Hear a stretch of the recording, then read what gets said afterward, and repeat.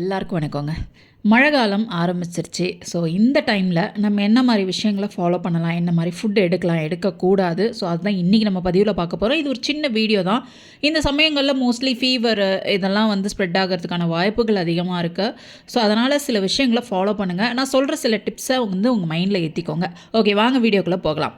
Okay, இந்த மழை காலங்களில் நான் சொன்ன மாதிரி ஃபீவர் வர்றது, இல்லை இந்த ஃபுட் பாய்சனிங் ஆகிறது, இதெல்லாம் காமனான ஒரு விஷயங்கள் தான். ஸோ இதுக்கு ஃபஸ்ட்டு நீங்கள் என்ன ஃபாலோ பண்ணணும் அப்படின்னா, ஃபஸ்ட்டு சுடு தண்ணி குடிச்சிட்டு வாங்க. அதாவது நீங்கள் சூடாக தான் குடிக்கணும்னு அவசியம் கிடையாது.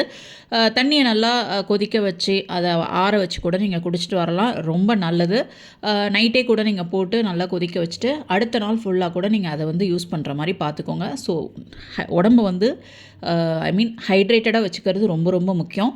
அடுத்தது ஃபுட் பாய்சனிங் நான் சொன்ன மாதிரி.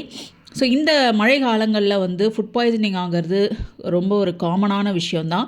ஸோ முடிஞ்ச வரைக்கும் இந்த ஸ்ட்ரீட் ஃபுட் சாப்பிட்றது, இல்லை ஜங்க் ஃபுட் சாப்பிட்றது, இதெல்லாம் அவாய்ட் பண்ணிக்கோங்க. வீட்டில் குக் பண்ணி சாப்பிட்ற மாதிரி பாருங்கள். வீட்டிலே சமைச்சாலும் ஈஸியாக டைஜஸ்ட் ஆகிற மாதிரி ஃபுட்டாக சமைச்சு சாப்பிடுங்க. ஃபார் எக்ஸாம்பிள், நீங்கள் சூப் குடிக்கலாம். அதாவது வெஜிடபிள் சூப், எந்த சூப்பாக இருந்தாலும் சரி நீங்கள் குடிக்கலாம் வீட்டில் போட்டு. அதேமாதிரி வெஜிடபிள்ஸ் எல்லாம் பாயில் பண்ணி சாப்பிடுங்க. ஸோ இதெல்லாம் ஈஸியாக டைஜஸ்ட் ஆகக்கூடியது. உங்கள் உடம்புக்கு சத்தும் அதிகமாகவே கிடைக்கும். ஸோ இதை ட்ரை பண்ணி பாருங்கள். அடுத்த டிப்ஸ் என்ன அப்படின்னா, மழையில் நனையாமல் இருங்க. ஸோ அது ரொம்ப ரொம்ப முக்கியம். வெளியில் போகிறீங்க மழை காலத்தில் அப்படின்னா கையில் ஒரு குடை எடுத்துக்கோங்க. ஸோ அது ரொம்ப முக்கியமான ஒரு டிப். அடுத்தது ஒரு 6 to 7 hours ஆகுது. அடல்ட்ஸ்க்கு நான் சொல்கிறேன், ஒரு 6 to 7 hours ஆகுது நல்லா தூங்குற மாதிரி பார்த்துக்கோங்க.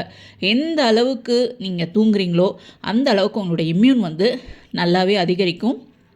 ஸோ ஒரு தூக்கம் அப்படிங்கிறது ஒரு பெஸ்ட் இம்யூன் பூஸ்டர்னு கூட சொல்லுவேன். ஸோ அதனால் நல்ல தூக்கம் ரொம்ப முக்கியம்.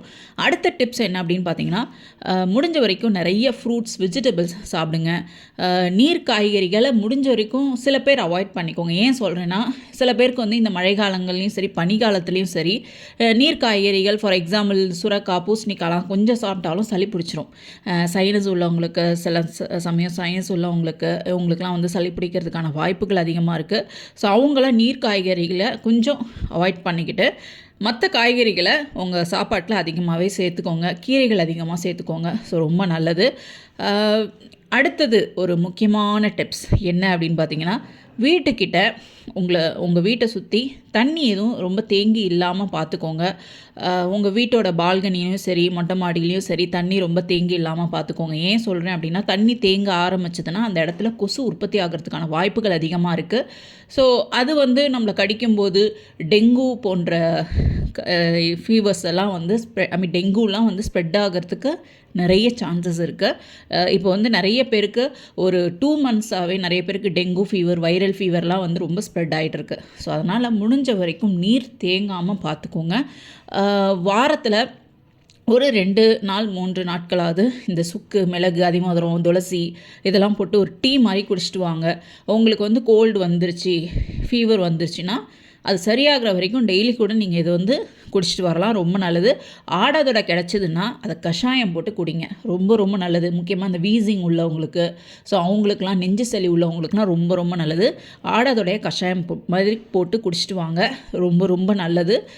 உங்களுக்கு சளி அதிகமாக இருக்குது, ஃபீவர் ரொம்ப அதிகமாக இருக்குது, சரியே ஆகலை, மூச்சு திணறலும் அதிகமாக இருக்குன்றவங்களாம் உடனே ஒரு டாக்டரை போய் கன்சல்ட் பண்ணுங்கள். கன்சல்ட் பண்ணி ட்ரீட்மெண்ட்டை ஸ்டார்ட் பண்ணுங்கள். அது உங்கள் உயிரையே காப்பாற்றும். ஓகே வாஸ், நான் போட்ட இந்த வீடியோ நிறைய பேருக்கு ரொம்ப யூஸ்ஃபுல்லாக இருந்திருக்கும். இந்த டிப்ஸ் எல்லாம் மழை காலத்தில் கொஞ்சம் ஃபாலோ பண்ணுங்கள். பனி காலத்துலேயும் சரி இதெல்லாம் ஃபாலோ பண்ணுங்கள். உங்கள் உடம்புக்கு ரொம்ப நல்லது.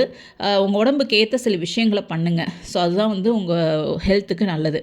ஓகே வாஸ், எப்பயும் சிரிச்சுட்டு சந்தோஷமாக இருங்க. அப்போ தான் ஆரோக்கியமாக இருக்க முடியும். பாசிட்டிவாக இருங்க. Thank you so much.